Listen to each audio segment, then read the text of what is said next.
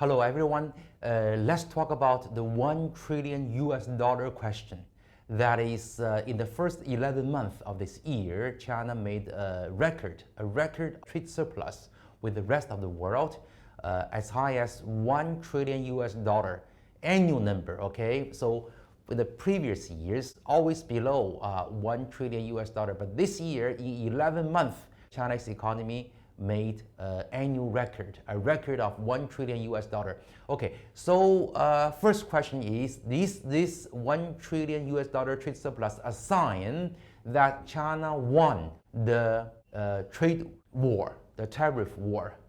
And second, what will happen next year? What will happen? What will China do in the coming years? Okay, so let's do it one by one. First, I disagree. Okay, China by no means is a winner of the trade war. Okay, nobody is a winner of the trade war. Everybody is a victim of the trade war. Okay, even if China made $1 trillion trade surplus, why is that? Why do I argue this? The reason is that you have to understand the actual feeling, the actual mentality of Chinese consumers, Chinese enterprises, Chinese entrepreneurs in China. Okay, Chinese enterprises, Chinese entrepreneurs, Chinese consumers are very worried this year. They are very concerned. They're very anxious this year. Okay, because of the trade war, because of the big threatened hike in tariff rate, the Chinese policymakers became, starting from April, very cautious.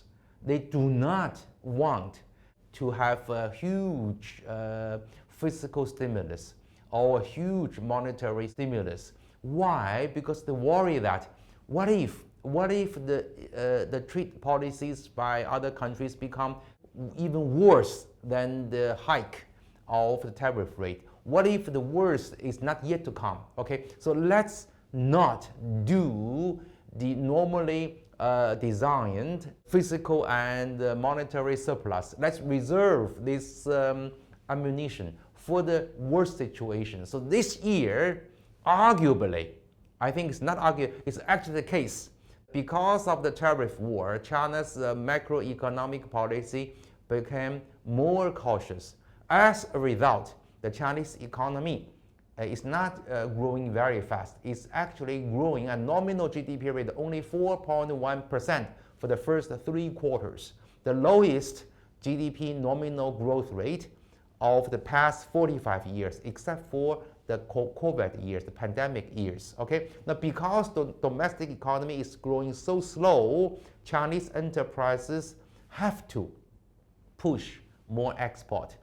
The international market became more important than domestic market for many enterprises, and as a result, the trade surplus increased. So I would argue that the increase of Chinese trade surplus is an outcome of domestic economic misery.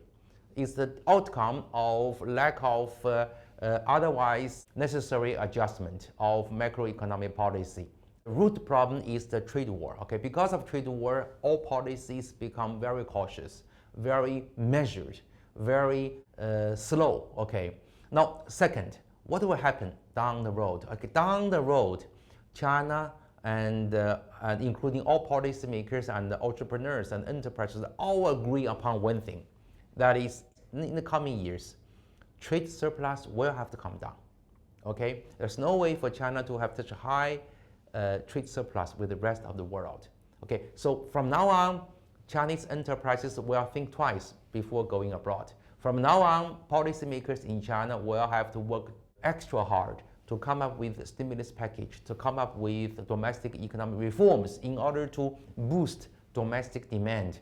And the policymakers and enterprises will work very hard to increase China's import of foreign products, whether it's beef, whether it's corn, whether it's mineral stuff, whether it's capital products, capital equipment, whether it's consumer products, so on and so forth.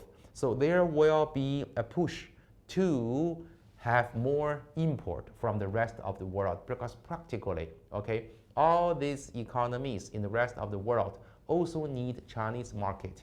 So this $1 trillion trade surplus, in short, will be impetus for China to push for more and quicker policy adjustment and more and quicker reform measures. So let's see what will happen down the road. I'm confident that this will be the case. Any questions, any comments, please leave them at the bottom of this video. Thank you.